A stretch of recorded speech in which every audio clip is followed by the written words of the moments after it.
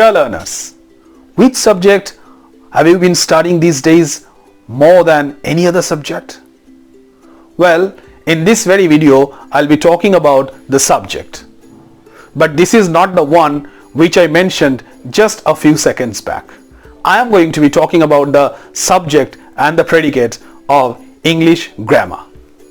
So, without wasting a single second, let's get into it. Dear learners, আজকে আমাদের আলোচ্য বিষয় সাবজেক্ট এবং প্রেডিকেট। প্রথমেই বলি, এই সাবজেক্ট এবং প্রেডিকেট এর মধ্যে সাবজেক্টটা অত্যন্ত গুরুত্বপূর্ণ একটা বিষয়। যারা কম্পিটিটিভ পরীক্ষা দেবে তাদের জন্য এটা অত্যন্ত গুরুত্বপূর্ণ একটা টপিক। কারণ একটা চ্যাপ্টার আছে ইংরেজিতে যার নাম সিনট্যাক্স বা সাবজেক্ট ভার্ব এগ্রিমেন্ট। ওই চ্যাপ্টার থেকে অনেক প্রশ্ন কম্পিটিটিভ পরীক্ষায় দেওয়া হয়। মনে রাখতে হবে সেই সাবজেক্ট ভার্ব এগ্রিমেন্ট চ্যাপ্টারে কিন্তু সিংহভাগটা জুড়েই রয়েছে সাবজেক্ট, অর্থাৎ এই সাবজেক্টকে সেন্টেন্সের মধ্যে থেকে খুঁজে বার করা এবং এই সাবজেক্ট সিঙ্গুলার না প্লুরাল সেইগুলো দেখা যায় হোক, সেই বিষয়ে আর যাচ্ছি না। আর আলোচনাটা শুরু করার আগে আমি আর একটা ইনফরমেশন দিই, সেটা হচ্ছে এই একই বিষয়ে আমি ইংরেজিতে একটা ভিডিও বানিয়েছি এবং সেই ভিডিওর লিঙ্ক আমি ডেসক্রিপশন বক্সে দিয়ে দেবো। তোমরা চাইলে সম্পূর্ণ ইংরেজিতে ব্যাখ্যা করা হয়েছে সেই ভিডিওটাও দেখতে পারো। Well, let's begin. তাহলে দেখা যাক কি রয়েছে। A sentence has got two parts. একটা সেন্টেন্সের দুটো পার্টস বা অংশ আছে। They are the subject and the predicate. তারা হচ্ছে, অর্থাৎ সেই পার্টগুলো হচ্ছে সাবজেক্ট এবং প্রেডিকেট। আমরা দেখে নেব সাবজেক্ট জিনিসটা কি।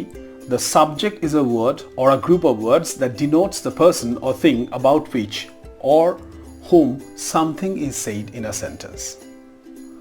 অর্থাৎ একটা সেন্টেন্সের মধ্যে একটা শব্দ বা একাধিক শব্দ যে ব্যক্তি বা বস্তুর কথা বলে, সেই ব্যক্তি বা বস্তুই হচ্ছে সাবজেক্ট। আমি আরও একটু সহজ করে নেব এই ট্রিকের দিকে নজর দিয়ে। ঠিক আছে, দেখা যাক কি কি রয়েছে ট্রিকের ঘরে।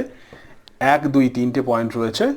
প্রথম পয়েন্টটা হচ্ছে a word or a group of words, অর্থাৎ একটা সাবজেক্ট তৈরি হচ্ছে একটা শব্দ নিয়ে, আবার একটা গ্রুপ অফ ওয়ার্ডস বা অনেকগুলো শব্দ নিয়েও তৈরি হয়, একের বেশি শব্দ নিয়েও তৈরি হয়। দ্বিতীয় পয়েন্টটা হচ্ছে a person or a thing, অর্থাৎ সাবজেক্ট কোনো একটা ব্যক্তি হতে পারে, আবার সাবজেক্ট কোনো একটা বস্তুও হতে পারে, এবং এটা সিঙ্গুলার নাম্বারও হতে পারে, প্লুরাল নাম্বারও হতে পারে, সে বিষয়টাও হয়। 3 নম্বর পয়েন্টটা হচ্ছে উই স্পিক অ্যাবাউট, অর্থাৎ আমরা সেই বিষয়ে কথা বলি। এবার আরও পরিষ্কারভাবে আমরা যদি বলি, কোনো একটা সেন্টেন্সের মধ্যে আমরা যে ব্যক্তি বা যে বস্তু সম্পর্কে কথা বলি, সেই ব্যক্তিটিও সাবজেক্ট, সেই বস্তুটিও সাবজেক্ট। ঠিক আছে, কোনো সেন্টেন্সে আমরা ব্যক্তিকে সাবজেক্ট হিসেবে পাই, কোনো সেন্টেন্সে আমরা বস্তুকে সাবজেক্ট হিসেবে পাই। তাহলে আমরা নোটটার দিকে একটু নজর দেবো। কি লেখা রয়েছে? A subject must be a noun or noun equivalent, অর্থাৎ একটা সাবজেক্ট অবশ্যই নাউন হবে, বিশেষ্য হবে, অথবা নাউন ইকুইভ্যালেন্ট হবে। এই ইকুইভ্যালেন্ট শব্দটা হচ্ছে মতো, সমতুল্য, অর্থাৎ নাউন স্থানীয়, বিশেষ্য স্থানীয়, অর্থাৎ নাউনের মতো কোনো শব্দ হবে। আমরা সেইটা নিয়ে একটু পরে আলোচনা করছি। তার আগে দেখে নিই প্রেডিকেট বিষয়টা কি। খুব সহজভাবে যদি আমরা বলি, তাহলে এটা বলতে পারি, কোনো একটা সেন্টেন্স থেকে আমরা যদি সাবজেক্টটাকে বার করে নিই, তাহলে যেটা পড়ে থাকলো সেটাই হচ্ছে প্রেডিকেট। অন্যভাবে যদি বলি, সাবজেক্ট সম্পর্কে যা বলা হয়, what is said about the subject is the predicate. ঠিক আছে, তাহলে কি লেখা রয়েছে একটু দেখে নিই। The predicate is a word or a group of words that denotes what is said about the subject. যেটা বললাম সেটাই, সাবজেক্ট সম্পর্কে যা বলা হয় সেইটাই হচ্ছে প্রেডিকেট। এটা এক শব্দযুক্ত হতে পারে বা একটার বেশি শব্দ নিয়েও তৈরি হতে পারে। আর পয়েন্টগুলো দেখে নিই কি কি রয়েছে। আ ওয়ার্ড আর আ গ্রুপ অফ ওয়ার্ডস, একটা ওয়ার্ড অথবা একটা গ্রুপ অফ ওয়ার্ডস নিয়ে প্রেডিকেট তৈরি হয়। যেমন আমি যদি একটা এক্সাম্পল দিই, বার্ডস ফ্লাই, পাখিরা ওড়ে, তাহলে বার্ডসটা হচ্ছে এখানে সাবজেক্ট, কারণ বার্ডসের বিষয়ে আমরা কিছু বলছি। আর কি বলছি তার বিষয়ে? ফ্লাই, অর্থাৎ ফ্লাই এখানে প্রেডিকেট। এই প্রেডিকেটটা কটা শব্দ নিয়ে হলো? একটা শব্দ নিয়ে। যদি আমরা বলি birds fly in the sky, তাহলে ফ্লাই ইন দ্য স্কাই এই এতগুলো শব্দ নিয়ে প্রেডিকেট হলো। অর্থাৎ একটা বা তার বেশি শব্দ নিয়েও প্রেডিকেট হয়, সাবজেক্টের ক্ষেত্রেও সেই একই নিয়ম। নোটটা আমরা একটু চোখ বুলিয়ে নেব। A predicate must contain a finite verb expressed or understood. এটা একটু বুঝতে হবে যে প্রেডিকেটের মধ্যে কিন্তু অবশ্যই একটা ফাইনাইট ভার্ব থাকবে, অর্থাৎ সমাপিকা ক্রিয়া থাকে। সমাপিকা ক্রিয়া পরে আলোচনা করা যেতে পারে যে বিষয়টা কি। মেইন ভার্ব আমরা সহজ কথায় বলতে পারি, যেটাকে আমরা মেইন ভার্ব বলে ধরি ইংরেজিতে, সেটাই সমাপিকা ক্রিয়া, এটা ধরে নিতে পারো।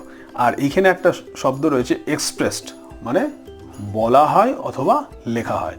আবার কখনো কখনো যেমন ইম্পারেটিভ সেন্টেন্সেসের ক্ষেত্রে কি হয়, সাবজেক্টটা মিসিং থাকে, সাবজেক্টটা উল্লেখ থাকে না, উজ্জ্ব থাকে। যেমন গো টু স্কুল, তার মানে ইউ গো টু স্কুল। আমি সেন্টেন্সেস নিয়ে একটা ভিডিও বানিয়েছি, সেখানেও এই বিষয়ে আলোচনা করেছি, সেই ভিডিওটাও দেখতে পারো। তা আন্ডারস্টুড মানে হচ্ছে উজ্জ্ব, অর্থাৎ যেটা বলা হয় না। বোঝা গেল? যদি আমি বলি গো দেয়ার, তাহলে এই সেন্টেন্সটাতে ইউ এই সাবজেক্টটা উজ্জ্ব বা আন্ডারস্টুড। এইবার আমি কতগুলো এক্সাম্পলস দেখে নেব। সাবজেক্ট এবং প্রেডিকেট দুটো আলাদা আলাদাভাবে ভাগ করা হয়েছে। সেন্টেন্সেসগুলো একটু দেখে নিই। রবি সিংস, তাহলে এই সেন্টেন্সের মধ্যে কার কথা বলা হয়েছে? রবি এই ব্যক্তিটির ব্যাপারে বলা হচ্ছে। তাহলে যেহেতু রবি এই ব্যক্তিটির ব্যাপারে বলা হচ্ছে, তাহলে রবি হচ্ছে এখানে সাবজেক্ট। এবং কি বলা হচ্ছে? যেটা বলা হচ্ছে সেটা প্রেডিকেট। তাহলে কি বলা হচ্ছে? সিংস বলা হচ্ছে। তাহলে সিংসটা এখানে হলো প্রেডিকেট। পরের সেন্টেন্সেসগুলো আমরা একটু তাড়াতাড়ি পড়ে নিই। He goes to school, he subject, বাদ বাকি প্রেডিকেট।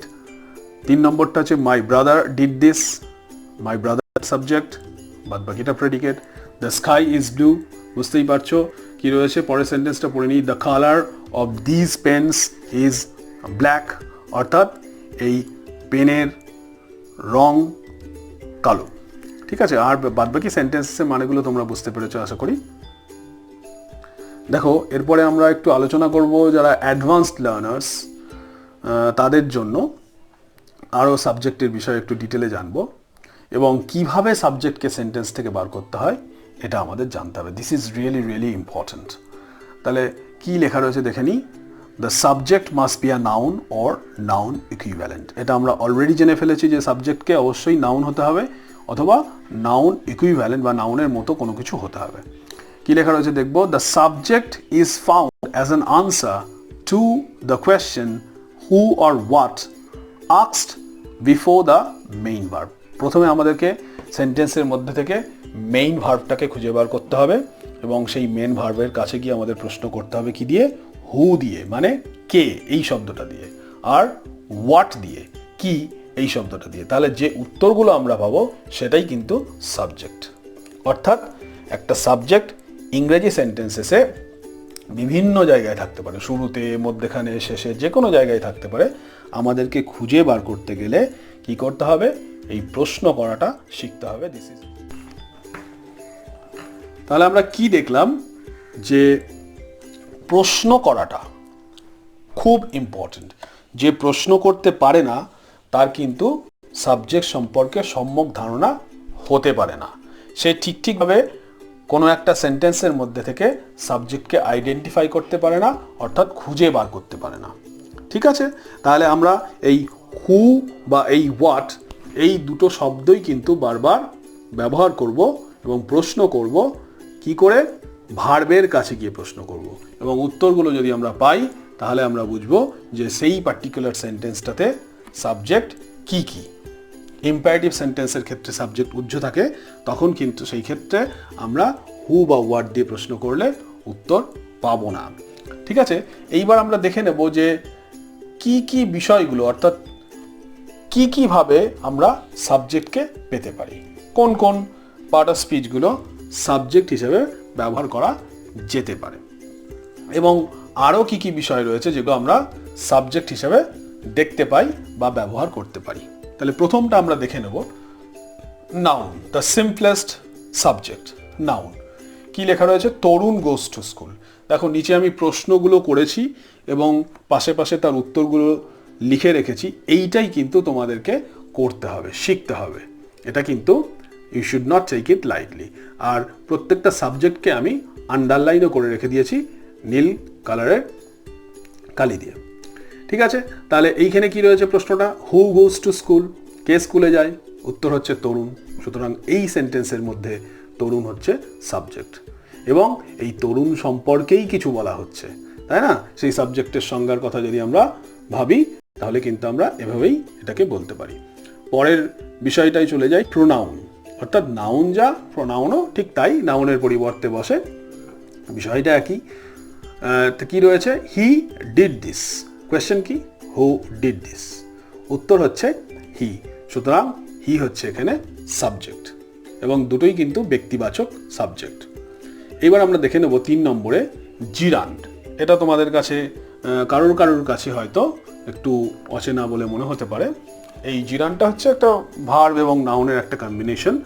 পরে একটা সেপারেট ভিডিওতে আমি এই বিষয়টা নিয়ে আলোচনা করতে পারি যে জিরান্ডস কি, জিরান্ডসের ব্যবহারগুলো ইংরেজিতে কিভাবে করা যায়। আমরা খুব সহজভাবে যদি বলি তাহলে বলতে পারি, যেমন আমরা এই সেন্টেন্সটা শুনেছি সেই জন্য আমি এই সেন্টেন্সটাই লিখেছি, যেটা আমাদের সকলেরই শোনা। Smoking is injurious to health, walking is good for health, reading novels is my passion, reading is my hobby. এইরকম ধরনের ব্যাপারগুলো, অর্থাৎ ভার্ব থেকে আসছে, আইএনজি যুক্ত হচ্ছে এবং নাউনের মতো ব্যবহার হচ্ছে। যাই হোক, এই বিষয়ে পরে আলোচনা করা যেতে পারে। তাহলে এখানে কি লেখা রয়েছে? Smoking is injurious to health. আমাদের কোয়েশ্চেনটা কি করতে হবে? What is injurious to health?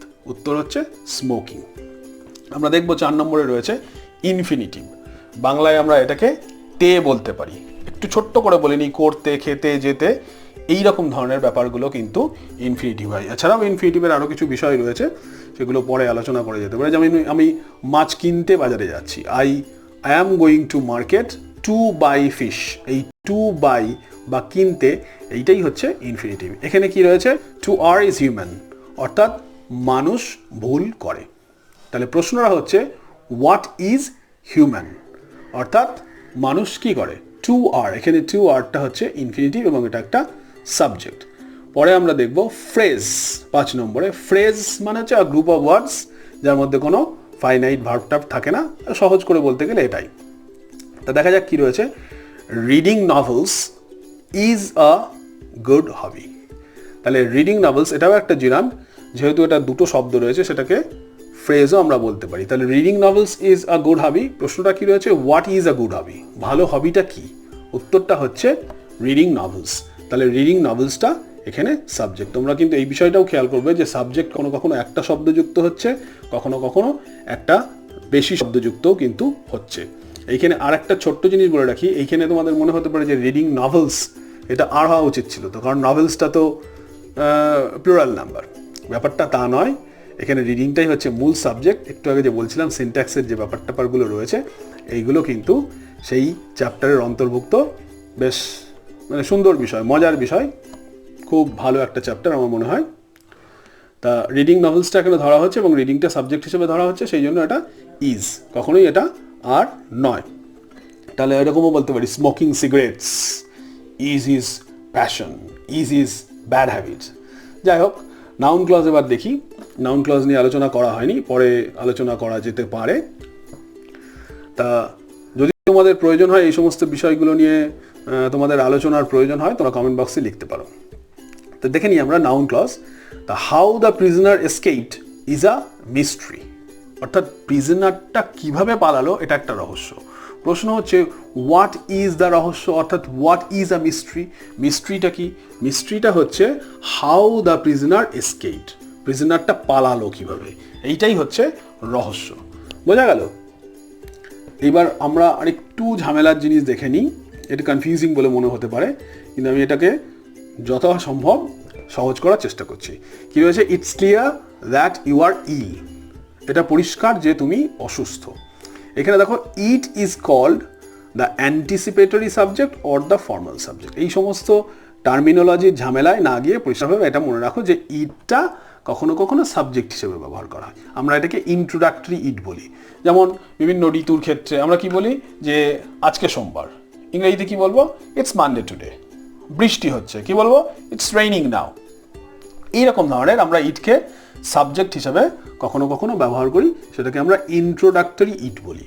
এইটা ধরে নিলেই মোটামুটি হয়ে যাবে। আমি পরে ইন্ট্রোডাক্টরি ইট এবং ইন্ট্রোডাক্টরি দেয়ারের উপরে চেষ্টা করবো একটা ভিডিও বানাতে, এবং সেই অনুবাদগুলো কিভাবে করা যায় বাংলায় সেই ক্ষেত্রে আমি চেষ্টা করব। এখানে দু একটা বলে নিই। তা এখানে কি রয়েছে দেখো, তা আর যেটা রয়েছে সেটা দরকার নেই। এখানে that you are ill is a noun clause in opposition to the anticipatory it. আমার যদি প্রশ্ন করি হোয়াট ইজ ক্লিয়ার, তাহলে কি বেরোচ্ছে? হোয়াট ইজ ক্লিয়ার, যে দ্যাট ইউ আর ইল, ওইটাই হয়ে গেল, ওই ক্লজটাই ওর উত্তর হয়ে গেল। ওই পুরো ক্লজটা একটা অবজেক্ট হিসাবে আমরা বলতে পারি। যাই হোক, দেয়ার আর 6 বুকস অন দ্য টেবল, অর্থাৎ টেবিলের ওপরে 6খানা বই রয়েছে। যেমন আমি যদি বলি যে গ্লাসে একটু জল আছে, there is a little water in the glass, পুকুরে মাছ আছে। There are fish or there are fishes in the pond. ঠিক আছে, এইরকম। তাহলে টেবিলের ওপর বই আছে, there are books on the table. ঠিক আছে, এইখানে দেয়ার ব্যাপারটা হচ্ছে দেয়ার জেনারেলি অ্যাডভার্ব, কারণ এটা একটা স্থানকে নির্দেশ করছে, স্থানবাচক একটা অ্যাডভার্ব।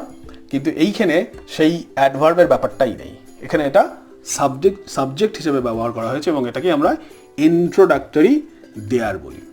তাহলে there in this sentence is called the formal subject. এখানে মূল সাবজেক্ট, কিন্তু এখানে দেয়ারটা আর অ্যাডভার্ব নয়, এখানে দেয়ারটাকে সাবজেক্ট হিসেবে ব্যবহার করা হয়েছে, এটাই ইন্ট্রোডাক্টরি দেয়ার।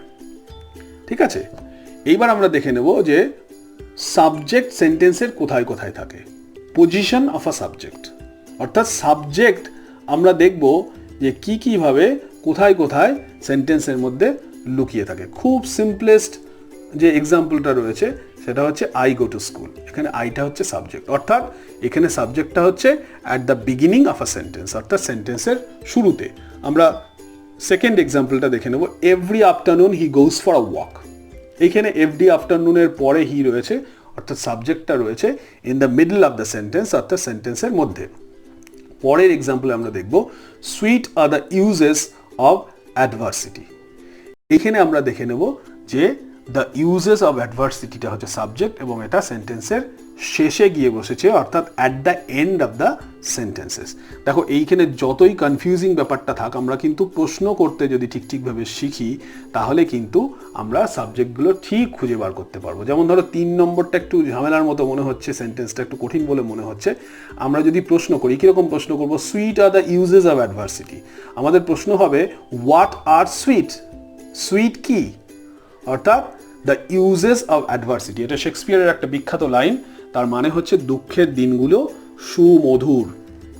এইবার আমরা কতগুলো সেন্টেন্সেস দেখে নেব, 4টে সেন্টেন্সেস দেখে নেব, এবং এটা তোমাদের টাস্ক থাকবে, তোমরা এইখান থেকে 4টে সেন্টেন্সেসের মধ্যে থেকে সাবজেক্টকে খুঁজে বার করবে এবং উত্তরগুলো কমেন্ট বক্সে লিখবে। ঠিক আছে, তো প্রথম সেন্টেন্সটা পড়ি, জাস্ট এগুলো কুইকলি পড়ে যাই। গো আপস্টেয়ার্স। সেকেন্ড ওয়ানটা হচ্ছে suddenly started a heavy shower, প্রচণ্ড জোরে বর্ষা শুরু হয়ে গেল হঠাৎ করে। থার্ড ওয়ানটা কি? On top of the hill lives a hermit, একদম হিলের ওপরে একজন হারমিট থাকেন। 4 নম্বরটা হচ্ছে silver and gold I have none, silver এবং গোল্ড আমার কিছুই নেই। Thanks for watching.